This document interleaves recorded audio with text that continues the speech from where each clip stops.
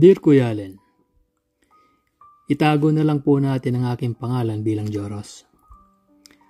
Ang kwento ko po sa inyo ay base sa tunay na karanasan ng aking pinagdaanan. Ako po ay 34 na taong gulang na ngayon. Tama yung sinasabi nila na kapag mahal mo ang isang tao, hindi mo na alam kung tama pa ba ang mga ginagawa mo dahil masyado ka nang nadadala sa mga nararamdaman mo. Nag-send po ako ng story ko dito dahil na-inspired po ako sa mga kwento ng iba. Isa po akong responsableng anak at kapatid. Bata pa lang ako ay iniisip ko na kung paano ako makakatulong sa aking mga magulang at mga kapatid dahil lumaki po kami sa hirap.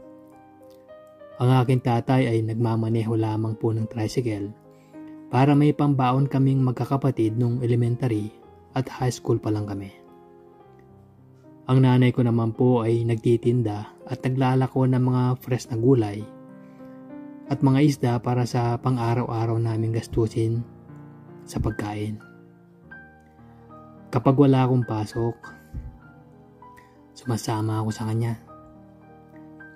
Pinalaki kaming magkakapatid ng maayos ng aming mga magulang, lalo na yung tatay namin. Mahilig akong mag-aral dati.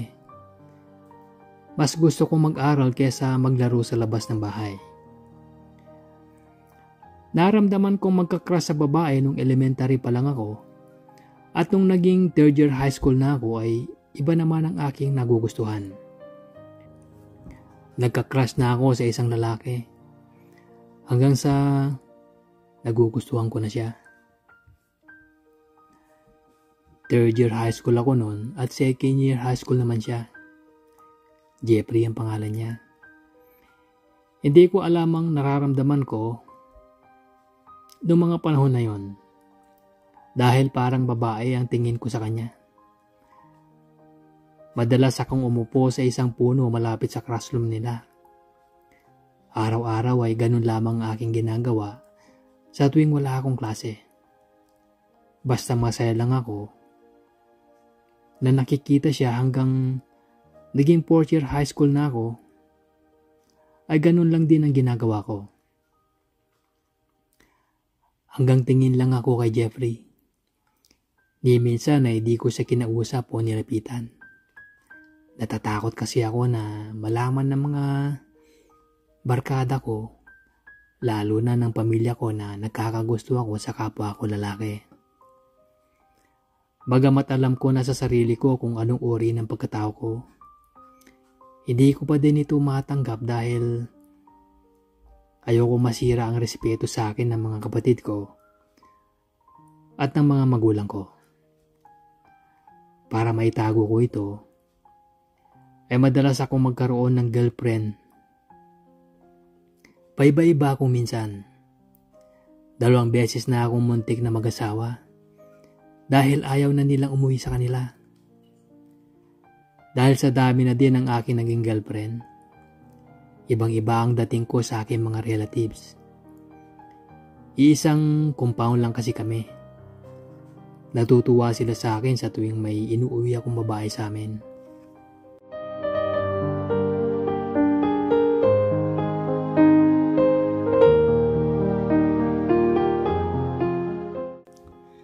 Lapitin ako ng mga babae nung nasa 18 pataas ang edad ko.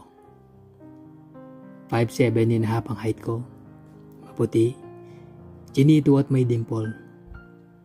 Sabi nila, gwapo ako. Madalas din akong mag-escort sa Santa Cruzan sa bayan namin. Lahat naman nagbabago kahit gaano ka kagwapo. Kapag nagkaedad ka na, mababago ito. Kahit gaano kadaming naging girlfriend ko dati, kahit minsan, hindi ako naging masaya. Nakatapos na akong mag-high school. Kinausap ako ng mga magulang ko na hindi na nila ako kayang mapag-aral sa kolehiyo para mapagbigyang daan ng kapatid ko na babae na magtatrabaho sa Japan. 3 kasi kaming magkakapatid. Ako ang panganay at 2 babaeng kapatid ko na pawang parehong magaganda. Nag-iisip ako ng paraan para makapag-aral. Iniisip ko na tumira na lang sa mga lola't lola ko sa Cabanatuan City para doon mag-aral. Sabi naman kasi ng tita ko na tutulungan niya ako eh. Sagot daw niya ang baon ko. Dahil nga responsable ako, ay nag-isip ako ng paraan kung paano makakapag-aral. At hindi ako nabigo. Dahil mataas ang mga grades ko noong high school, nakakuha ako ng full scholarship sa government ng Nueva Ecija at nakakuha naman ako ng allowance sa city government ng Cabanatuan. Nakatapos ako ng pag-aaral sa loob ng 4 na taon at walang nagastos ang aking mga magulang at naging cum laude pa ako. Naging inspirasyon ako ng aking mga kamag-anak, lalo na ng aking mga magulang at kapatid na hindi hadlang ang kahirapan para makapagtapos ng pag-aaral. Ang dami kong papuri sa kanila. Iniwasan ko ang barkada at girlfriend sa loob ng 4 na taon at nag-focus sa pag-aaral. Madaming company ang nag-offer sa akin na nasa kanila ako mag-work. Pero mas pinili ko ang magtrabaho sa Manila sa paniniwalang doon ako angat. Lumuwas ako ng Maynila sa paniniwalang doon ko matatagpuan ang pag-asenso na maibibigay ko sa aking mga magulang. Dahil nga malakas ang determinasyon ko at responsabling tao ako, inalis ko sa isip ko ang relasyon at barkada. Nagtungo ako sa Maynila at nakitira sa apartment ng pinsan ko na bading. Mabait at matulungin ang pinsan ko. Kasama niya sa apartment niya yung kaibigan din niya na mading na si Arnel. Si Arnel ay taga Bulacan. Naging mabait siya sa akin. Siya ang nagagayak ng pagkain ko at siya din ang tumutulong sa akin sa pagbibigay ng pamasahe sa a-applyan ko na trabaho. Hindi naman katangkaran si Arnel. Nasa 5'5" ang taas niya at may itsura din naman. Tinanong ko siya kung bakit mabait siya sa akin. Ngumiti lang siya at hindi ako sinagot sa tanong ko. 3 kumpanya ang inaplayan ko at nakatanggap ako ng mga mensahe sa text na natanggap din daw ako sa 3 kumpanya na yon. Sa lahat ng lakad ko, lagi akong sinasamahan ni Arnel. Sobrang bait niya sa akin dahil daw wala akong alam sa Maynila kaya siya daw ang bahala sa akin. Sa 3 kumpanya na pinasukan ko, SM Horizon Plaza ang pinili ko na mag-work. Ang unang trabaho ko ay selling supervisor. Kahit wala akong karanasan sa trabaho, ay ito agad ang inoffer sa akin. Minsan nagyayaya ang pinsan ko na mag-inuman daw kaming 3. Alex ang pangalan ng pinsan ko at magka-age lang kami. Mag-celebrate daw kami sa unang trabaho ko.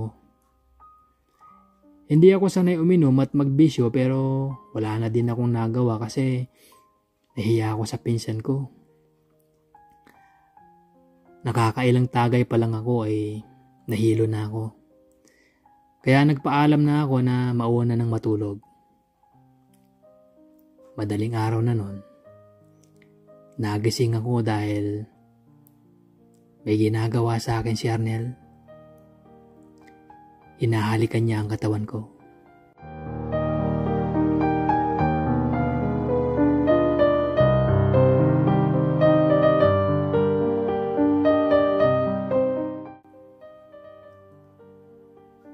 Sa gulat ko ay nasaktan ko siya.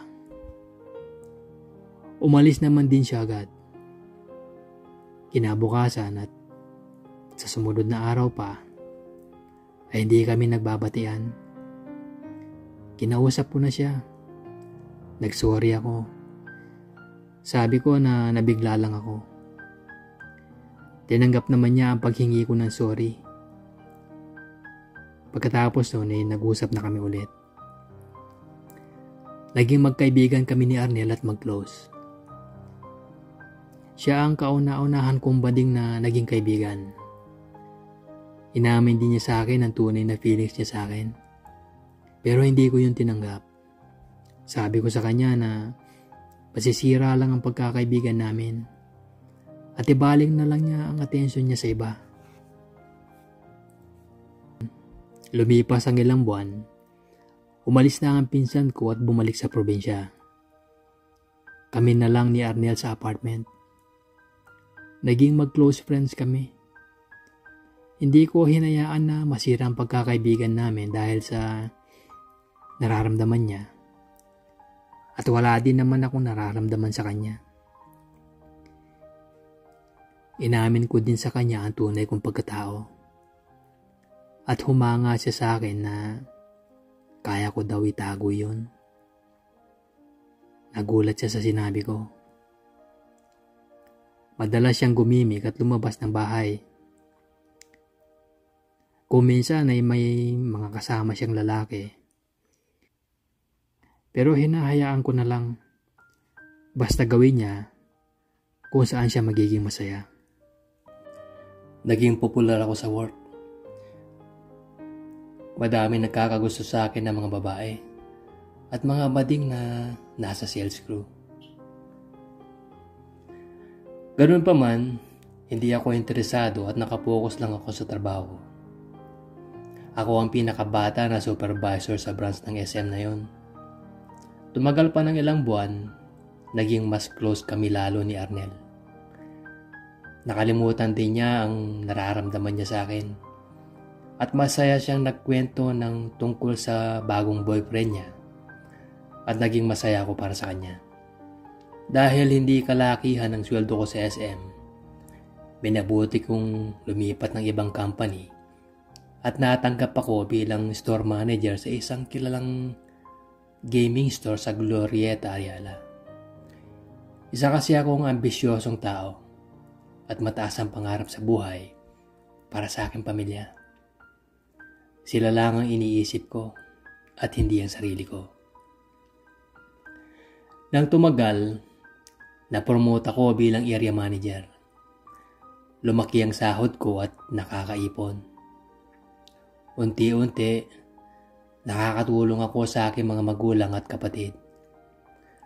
Ako ang nagpaaral sa bunso kong kapatid hanggang sa makapagtapos siya ng kolehiyo.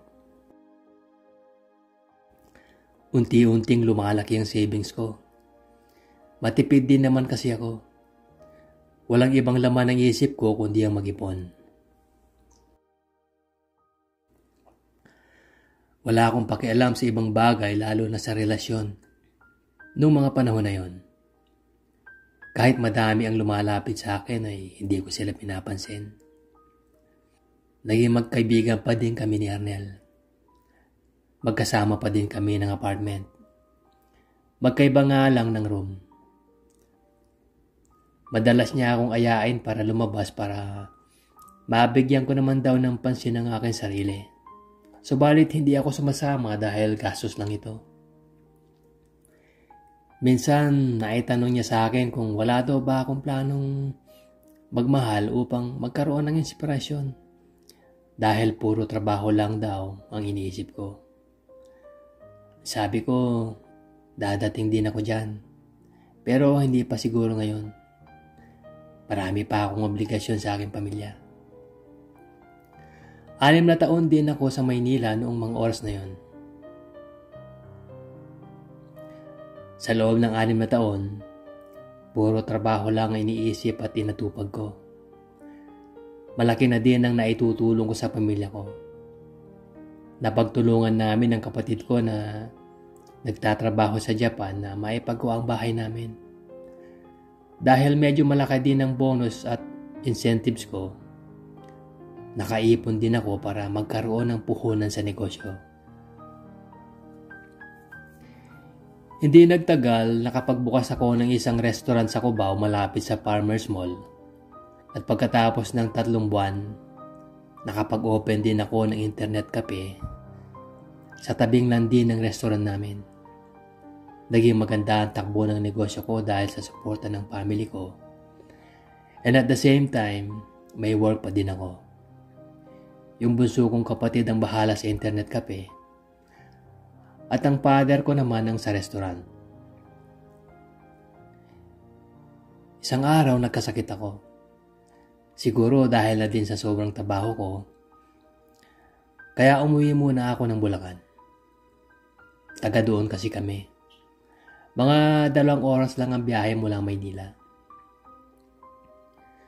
Isang gabi habang nagpapahinga ako sa bahay, umuulan pa nun, may nadidinig ako na kumakatok sa gate namin. Binuksan ni nanay at nakita niya si Arnel. Dahil matagal ko na din kaibigan si Arnel, kilala na din siya ng family ko. Pinapasok siya ng nanay ko sa loob ng bahay at lumabas naman ako. Nakita ko siya na umiiyak. "Joros, tulungan mo ako. Nasa ospital ang ate ko. Ngayon lang namin dinala sa ospital kasi pinauwi ako ng nanay ko." Ang wika ni Arnel. Nagulat ako. "O tara, puntahan natin." Ang nasabi ko kahit masama ang pakiramdam ko. Pagdating namin ng hospital, nakita ko ang ate niya na kulay violet na ang balat at nanghihina. "Bakit ngayon niyo lang dinala sa ospital?" ang tanong ko. "Wala kasi kaming pera," ang tugon ng nanay ni Arnel. "O sige, palista nyo na lahat ng kailangan para mabili na agad at magamot na siya," ang nasabi ko. Nagbigay din ako ng pera kay Arnel para kung may mga bibilhin ay may pera silang magamit. Palis na sana ako nang may napansin ako na binatilyo na nagbabantay sa isang pasyente na katabi ng bed ng ate ni Arnel. Napukaw ang atensyon ko dahil ang gwapo niya. Matangkad, maputi at chinito din. Napatulala ako ng bigla nang tinapik ako sa balikat ni Arnel. "Hoy Jo, gusto mo siya no?" ang sabi niya na nakangiti na nakatingin sa akin. "Bagay kayo, pareho kayong singkit," ang dagdag pa niya. Hindi ako kumibo at ngumiti na lang. "Alam ko gusto mo siya. Nakikita ko sa mata mo," ang sabi niya ulit. "Yung ate mo na lang isipin mo," ang sabi ko sa kanya sabay ngiti. Nagpaalam na din ako para umuwi dahil hindi pa maayos ang pakiramdam ko. Dito pala magsisimula ang malaking pagbabago ng buhay ko.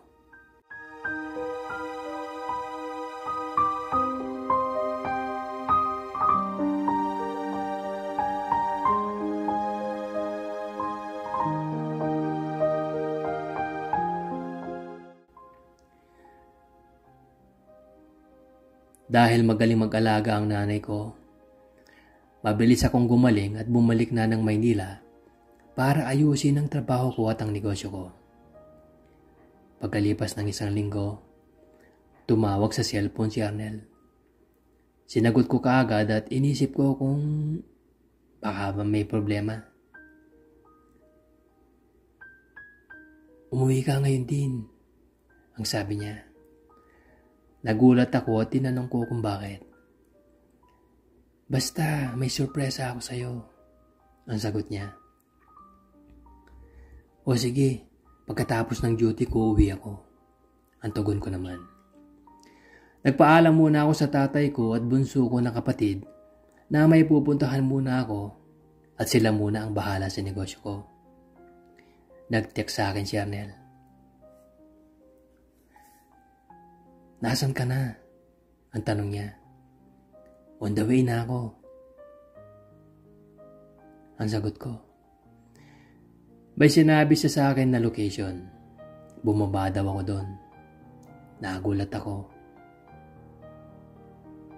Anong gagawin ko doon? Ang tanong ko sa kanya. Basta sumunod ka na lang. Ang sagot naman niya. Pagbaba ko sa lugar na sinabi niya, nagulat ako, may papalapit na matangkad na binatilyo papunta sa akin. Nakangiti siya. Parang kilala kita, ang sabi ko.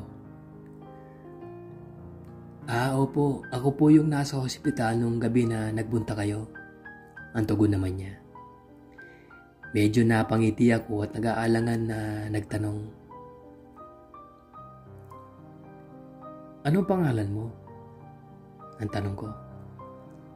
CJ po, ang sagot niya. Anong ginagawa mo dito? Tanong ko ulit. Susunduin po kita papunta sa amin. Ang sagot niya. Natawa naman ako sa sinabi niya. Nandoon po yung kaibigan niyo. Hinihintay na din po kayo sa bahay. Ang sagot niya. Sumama ako papunta sa kanila. Mga 10 minuto lang ang biyahe. Pagdating namin doon sa bahay nila, nakita ko kaagad si Arnel na sumalubong sa akin. Nakangiti siya. Ito ang sorpresa ko sa iyo. Dahil alam ko na masyado kang abala sa pagpapayaman. Wala ka ng oras sa sarili mong kaligayahan. Ang sabi ni Arnel. Nakipagkaibigan na pala si Arnel sa family ni CJ. Ginawa daw niya yun nung oras na nasa ospital sila. Naka-admit kasi yung lola ni CJ noon. Naghain ng pagkain ng mama ni CJ. Dahil wala namang ulam, ako na yung kusang nagpabili ng pagkain sa bayan. Maliit lang ang bahay nila CJ at 6 silang magkakapatid. Walang trabaho ang magulang niya. Pagkatapos kumain, nagkwentuhan kami ni CJ tungkol sa mga buhay-buhay namin at mga pinagdaanan. Lubos na humanga si CJ sa pinagdaanan ko, pati sa tagumpay na natamasa ko. Para akong natutunaw sa tuwing nagkakatitigan kami. Ang ganda ng kanyang mga mata, ilong at labi. Parang perpekto na siya. At aaminin ko, siya ang isa sa pinakagwapo na nakilala ko. 16 na taon lang siya noon. At ako naman ay 26. 10 taon ang agwat namin. Pero dahil hindi naman ako nagpapakuli ng itsura sa kanya, ay para mga 20 years old pa lang ako noon. Yun ang sabi nila. Pagkatapos ng medyo mahaba naming kwentuhan ni CJ, ay nakaramdam na ako ng antok. At doon na kami ni Arnel pinatulog ng mama ni CJ. Magkatabi kami ni CJ sa isang room. Medyo hindi ako komportable dahil first time kong nakitulog na may katabing lalaki. Pagising namin ng umaga, nakahanda na ang mga agahan at kami ni CJ ang naunang kumain. Pagkatapos kong kumain at naligo, ay nagpaalam na ako dahil madami pa akong gagawin sa Maynila. Kinuha ni CJ ang number ko at sinabihan ako ng mama niya na bumalik. Wala pong nangyari sa amin ni CJ nung gabing yun dahil pagod po ako at wala pang karanasan sa mga ganyan. Madalas tumawag at mag-text sa akin si CJ. Mabait siya. Malambing at maalalahanin. 2 beses ako bumalik sa kanila. Bit-bit ang iba't ibang pasalubong. Madalas din akong hiraman ng pera ng mama niya. Pero okay lang. Nauunawaan ko naman. Wala silang hanap buhay at mapagkukunan ng panggastos. Pagkaraan ng 1 linggo, namatay ang lola niya. Nung nalaman ko yun ay dali-dali akong umuwi sa kanila at nagstay ng 3 araw. Nagbigay ako ng tulong sa mga magulang niya. Nakalipas ang ilang linggo, nahulog na ako kay CJ. Sigurado na ako sa pakiramdam ko na mahal ko na siya. Sa tuwing pupunta ako sa kanila, para akong prinsipe sa sobrang ganda ng trato nila sa akin. Itinuring ako na parang anak ng mga magulang niya. Isang araw, napansin ng tatay kong namahala sa restaurant namin na madalas akong umaalis. Tinanong niya ako kung saan ako nagpupunta dahil nag-aalala siya. Nagtanong din ng boss ko sa trabaho dahil napapadalas ang pag-absent ko. Pagbalik ko sa bahay ni CJ, naikwento ko sa kanya at sa mga magulang niya yung sitwasyon na hindi ako pwedeng madalas lumibot dahil madami akong gawain sa Maynila. Maya-maya pa ay dumating si Arnel. May dalang inumin na alak at pulutan. Minom kami ng gabi na yon. Hindi din pala sanay si CJ uminom. Kagaya ko, kaya nauna na kaming humiga. Inaya na niya ako. Lasing kami pareho. Niyakap ako ni CJ at binulong niya sa akin na mahal daw niya ako. Sabi ko sa kanya, mahal ko din siya, pero bata pa siya. Pagkatapos ay bigla niya akong hinalikan. Nagulat ako dahil sanay na din naman ako na humalik dahil sa mga girlfriend ko dati. Nadala na din ako at nag-init sa ginawa naming dalawa. Hindi ko maipaliwanag ang saya. Para akong nakalutang sa hangin. Ang sabi ko sa sarili ko na ito na ang pinakamasayang araw sa buhay ko. May nangyari sa amin nung gabing yon.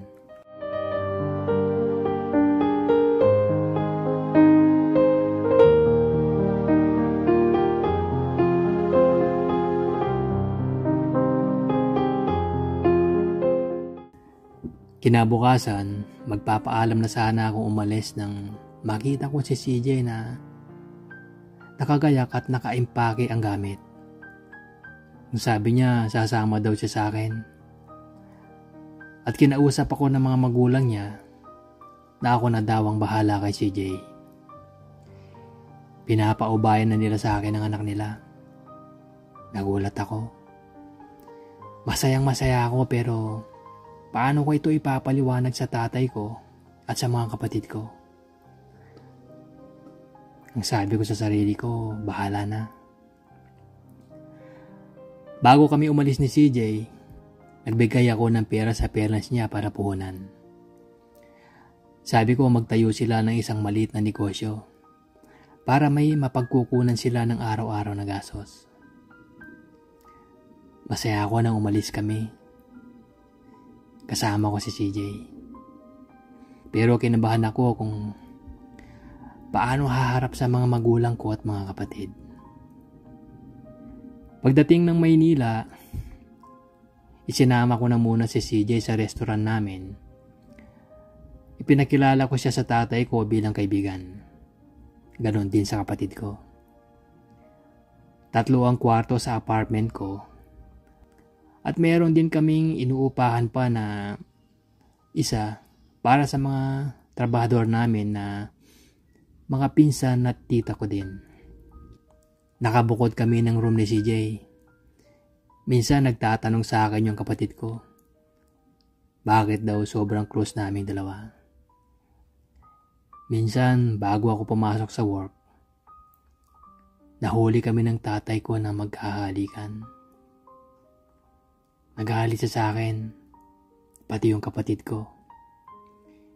Hindi nila matanggap na lalaki din ang gusto ko. Wala na din akong magawa dahil nandun na. Isa pa, kailangan kong ipaglaban at panindigan ang relasyon namin ni CJ. Isang araw, hindi na makatiis yung tatay ko. Pati yung bunso ko na kapatid sa sitwasyon namin ni CJ. Kahit di nila itanong, alam na nila ang totoo. Umuwi na sila ng Bulacan. Hindi na daw nila masikmura yung nakikita sa amin at hindi nila tanggap. Pero dahil mahal ko si CJ, pinaglaban ko siya kahit masakit man ang kapalit. Tuluyan na nga umalis sila tatay. Tita ko at mga pinsan ko na lang ang kasama ko sa negosyo. Napilitan na din akong mag-resign sa trabaho dahil napapabayaan ko na ang mga negosyo ko.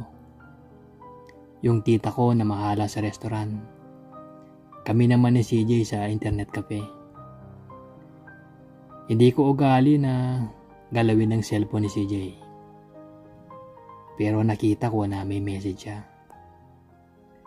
Nakita ko ang message ni Arnel. Nabasa ko ang usapan nila. Nagulat ako na may relasyon din pala sila. Di ko mapigilang umiyak sa sobrang sakit. Kinausap ko si CJ.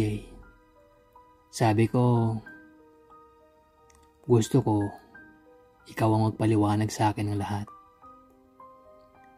Umiyak ako at inamin niya na may nangyari pala sa kanila. 2 beses na. Nauna pa sa nangyari sa amin. Naglasing ako at nagwala ng mga oras na yon. Dahil sa sobrang sakit na nararamdaman ko, binasag ko ang lahat ng mga gamit na mahawakan ko. Nagdesisyon ako na maghiwalay na kami. Pero dahil umiiyak din siya na nagsusori sa akin, nagulat ako sa ginawa niya. Hiniwa niya ang kanyang pulso. Magkabilang braso.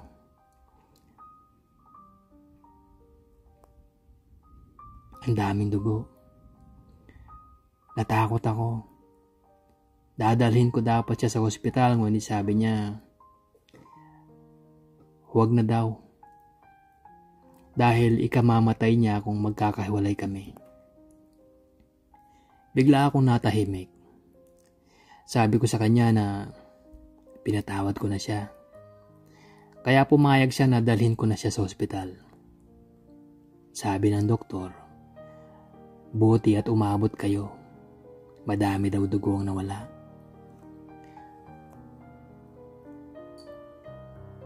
Pilit kong inunawa ang nangyari sa kanila ni Arnel. Masakit man pero hindi ko kayang patawarin si Arnel. Pinagsamantalahan niya yung sitwasyon at hindi niya iginalang ang pagkakaibigan namin. Dahil sa nangyari, pinilit ko na lamang itong kinalimutan. Hindi ko din naman kasi matanggap na magkakahiwalay kami ni CJ. Ipinasok ko siya sa isang computer school sa Cubao para mag-aral ng kolehiyo. Halos lahat ng mga kinikita ko sa negosyo ay sa kanila ko na lang din nadadala. 2 beses isang buwan ko pinapadalhan ng mga magulang ni CJ para sa mga baon ng kapatid niya at gastusin. Wala namang problema sa akin dahil mahal ko si CJ at masaya ako sa tulong na ibinibigay ko sa pamilya niya. May mga pagkakataon na inuuwi ko si CJ sa bahay namin sa Bulacan. Pero hindi ito tanggap ng pamilya ko. Ang sinasabi nila sa akin ay pinipirahan lang daw ako ng pamilya ni CJ. Alam ko din naman yon. Pero mahal ko si CJ at ayokong mawala siya sa akin. Pagkalipas ng ilang taon, ganun pa din ang sitwasyon namin ni CJ sa pamilya ko. Dumating din sa point na pinaoperahan ko ang mama ni CJ dahil may iniinda itong bukol sa balikat. Halos lahat ng gastos palabas. Kakaunti na lang ang kinikita ng mga negosyo ko. Alam din ni CJ na ganun din ang sitwasyon ko sa mga magulang niya. Pero wala naman din siyang magawa. Ang hirap talaga magmahal. Ang daming dapat isakripisyo. Yan ang bulong ko sa akin sarili.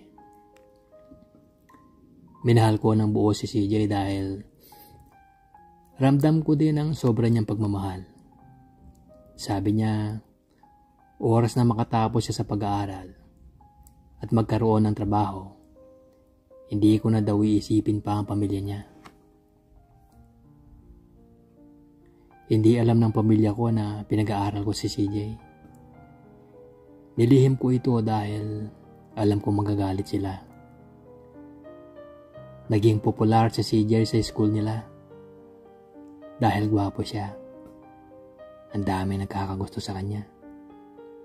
Aaminin ko, lahat ng lugar na pinupuntahan namin, walang hindi nagkakakrush sa kanya.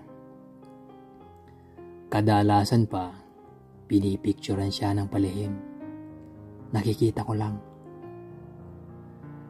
Naging maayos naman ang takbo ng relasyon namin. Masigla din naman ang sex life namin. Madalas siyang magyaya at kapag di ko napagbibigyan, magagalit siya sa akin.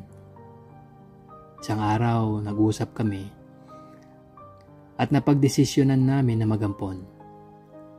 Inampun namin yung anak ng kapitbahay namin. Ginastusan ko yung bata dahil nanggaling pa ng Cebu. Magtatatlong taon na si Manuel nang ampunin namin. Malikot at matalinong bata si Manuel. Mahal na mahal namin siya ni CJ. Pinalabas ko na lang sa mga magulang ko at kapatid ko na anak ko sa labas si Manuel. Di naman sila nagtaka dahil magkamukha kami nung bata. Sobrang saya ko kasi parang may pamilya na talaga ako. Ako na yata ang pinakamasayang tao sa buong mundo. May CJ na ako at may Eman. Kumpleto na ako. Alam ko ba din na hanggang ngayon, hindi pa rin tanggap ng mga magulang ko at kapatid ang sitwasyon ko. Nagbago ang trato nila sa akin. Sabi nga ng bunso kong kapatid, hindi ako yung kuya na nakilala niya. Ang sabi sa akin ng tatay ko, mas itinuring ko pa daw na ang pamilya ni CJ kaysa sa kanila. Buhat naman nung nangyari kay Arnel at kay CJ, wala na akong balita sa kanya. Dahil kinalimutan ko na din siya. Dumating ang isang araw, pinabinyagan ko si Manuel at ang daming tao na dumating. Ang saya dahil pagkaramdam ko, isa na akong ganap na magulang talaga. Pagkalipas ng 4 na taon, nakapagtapos na ng pag-aaral sa kolehiyo si CJ. Hindi ko maipinta ang tuwa sa kanyang mga mata. Dahil din sa sobrang gastos, napilitan na akong isara ang restaurant at mag-focus na lang sa internet cafe. Kaming dalawa ni CJ ang namamahala doon habang wala pa siyang trabaho. Hindi na din ako gaano nakakapagbigay sa mga magulang ni CJ dahil mahina na ang kita sa internet cafe. Dumating na ang sandali na nagkaroon na ng trabaho si CJ. Napakasaya ko para sa kanya.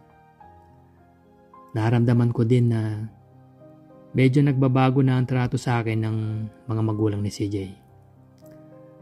Siguro dahil wala na akong maipadala na pera sa kanila. May mga punto din na nagkakasagutan na kami ng papa niya sa tuwing umuuwi kami sa kanila. Makalipas ang 1 taon ni CJ sa trabaho, nararamdaman ko na parang nagbabago na siya. Laging mainitin ang ulo niya at laging late na umuwi. Inuunawa ko na lang dahil pagod sa trabaho. Isang araw, nagkaroon ng malaking pangangailangan ng pamilya ni CJ. Yung papa niya na-aksidente at kailangan ng malaking pera na pang-hospital. Kaya napilitan ako na ibenta ang internet cafe para makatulong sa kanila. Nawala na ang negosyo ko at halos nawala na din ang naipon ko. Si CJ na lang at si Manuel, ang anak namin, ang natitira sa akin. Dahil nagbago na si CJ, 6 na taon na din kasi kami nagsasama. Baka nagsasawa na siya, ang sa isip ko. Minsan habang natutulog siya, ginalaw ko ang cellphone niya. Nakita kong may ka-chat siya at karelasyon na niya. Wala naman akong magawa kundi umiyak. Inisip ko muna na umuwi sa amin sa Bulacan. Nagpaalam ako kay CJ. At agad naman siyang pumayag. Pag-uwi ko sa bahay namin, sinalubong ako ng anak ko at niyakap ako. Naalawa ako kasi namiss ako ng anak ko. Umupo ako sa tumba-tumba at tumingin sa malayo. Pagkatapos ay nilapitan ako ng tatay ko. Anak, may problema ka ba? Nag-away ba kayo? Ang tanong sa akin ni tatay. Sumagot ako na hindi. At bahagya akong naluha. Anak, kung mahal mo siya, balikan mo. Ang nasabi ni tatay. Nagulat ako sa sinabi ni tatay. Alam ko na ayaw niya kay CJ. Pero mas nangibabaw ang pagmamahal niya sa akin bilang anak. Inopen din sa akin ni tatay lahat. Alam pala nila na pinag-aaral ko si CJ. Sinusustentuhan ng mga magulang niya. Pati ang pagpapa-hospital ko sa mama niya at papa ni CJ, alam nila. Alam din nila na wala na akong ipon at mga negosyo. Ang sinabi pa sa akin ni tatay na nagpayak sa akin. Anak, sundin mo ang puso mo kung saan ka masaya. Masaya din kami kung saan ka masaya.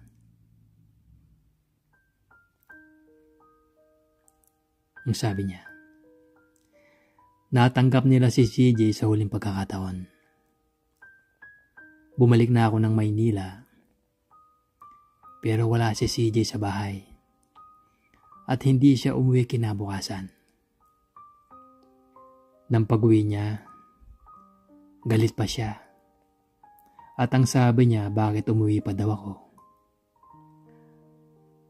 At nung nagbihis siya, nakita ko na may kiss mark siya sa dibdib niya. Tumahimik na lang ako at di kumibo. Nagising ako ng umaga na yon.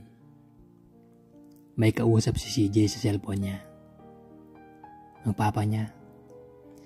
Nadinig ko na pinaghihiwalay na kami ng papa niya at wala na daw mangyayari dahil wala na akong pera.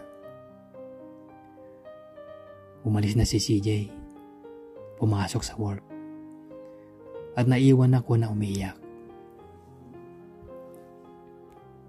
Hindi ko alam kung paano magsisimula o paano aahon. Nalugmok na ako. Minsan isang araw inabangan ko si CJ umuwi galing work. Pero hindi siya umuwi. Nakita kong may sumundo sa kanya na nakakotse. Old guy siya. At hinalikan siya sa pisngi at umalis na sila. Nagdesisyon na ako na hiwalayan ni si CJ. Dahil may iba na nga siya at nagbago na siya. Hanggang doon na lang talaga siguro kami. Sobrang sakit man. Pero kailangan kong gawin yun para sa sarili ko at sa anak ko. Kinausap ko si CJ ng masinsinan. Ipanaliwanag ko sa kanya lahat pati ang nalalaman ko. Wala siyang reaksyon. Deadma lang. Ang sabi ko sa kanya, nakapag-desisyon na ako na maghiwalay na kami. At ayokong mahirapan siya. Ganon din ako. Tumango lang siya sa akin at tinayos na ang gamit niya. Lumabas na lang ako nang umiiyak. Di ko kayang makita na umaalis siya. Makalipas ang 2 oras, wala na siya. Umalis na. At nag-text siya sa akin. Hindi kita makakalimutan. Habang nakadikit sa braso ko ang tattoo ng pangalan nating dalawa. Hindi kita makakalimutan. Parte ka na ng buhay ko. Gagawin ko ito para sa pamilya ko. Ang sabi sa text niya,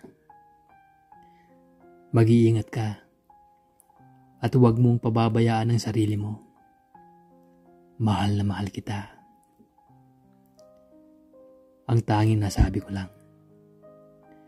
Nag-reply uli siya at ang sabi niya, yung nakita ko daw na sumusundo sa kanya ay boss niya at magkarelasyon sila.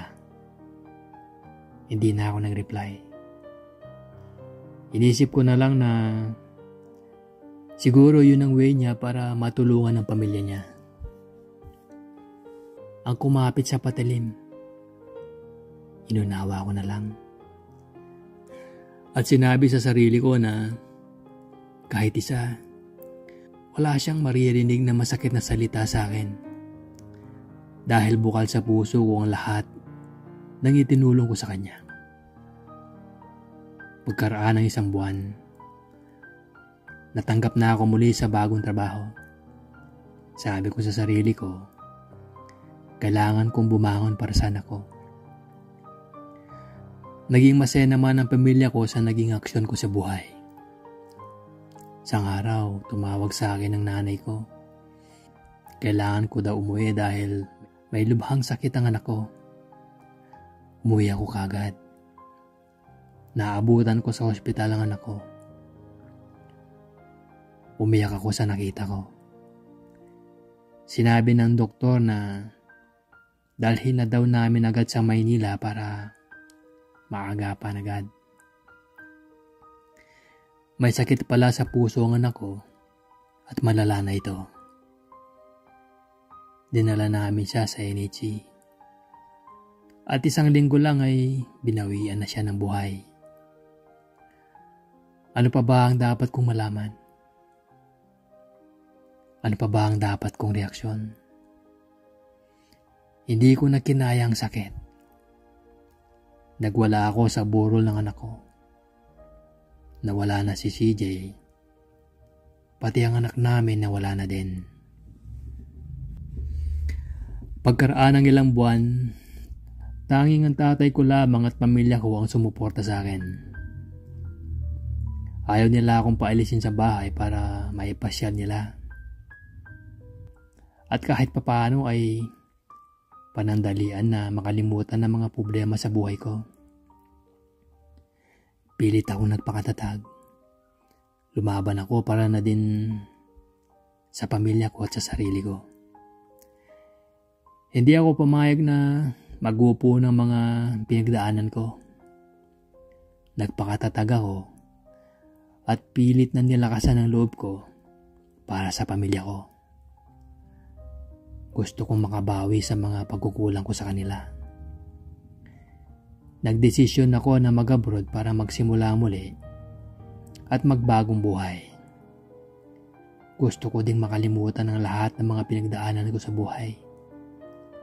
Gagawin ko ito para sa pamilya ko. Ditong nakaraan na buwan, namatay ang tatay ko. Kaya umuwi ako sa Pilipinas. Si tatay ang isa sa mga pinakamahalagang tao sa buhay ko na pinagkukunan ko ng lakas. Hindi niya ako pinabayaan sa lahat ng mga pinagdaanan ko. Ayaw na ayaw ni tatay na umiiyak ako. Sa lahat ng mga pinagdaanan ko sa buhay, ano pa ba ang masasakit sa mga pinagdaanan ko? Pero alam ko, nalulungkot ang anak ko at tatay ko kapag sumuko ako. Kaya pagkatapos ng libing ni tatay, bumalik uli ako ng abroad. 1 taon na ako dito at mataas na din ang posisyon ko. May naipon na din akong pera para pag-uwi ko ng Pinas, magsisimula uli ako. Ang huling balita ko kay CJ ay may asawa na at anak at masaya ako para sa kanya. Hindi ko na din mahal si CJ at wala na din akong galit sa kanya at sa pamilya niya. Ang mahalaga sa akin ngayon ay magsimula muli at bumangon. Gusto kong mahigitan pa ang nagawa ko noon. Dahil alam ko na magiging masaya si tatay at ang anak ko kapag nagtagumpay ako sa buhay na ito. Sana po ay may natutunan kayo sa pag-share ko ng story ko. Hanggang ngayon ay single ako. Pagkatapos ni CJ, hindi na ako nakipagrelasyon dahil kailangan ko munang mahalin sarili ko bago ang iba. Hindi masama ang magmahal. Ang masama lang yung ibigay mo ang lahat, pati para sa sarili mo. Sarili mo muna, pangalawa ang pamilya, sila muna bago ang iba. Dahil sa bawat patak ng luha mo, sila lang ang magpupunas nito para sa inyo.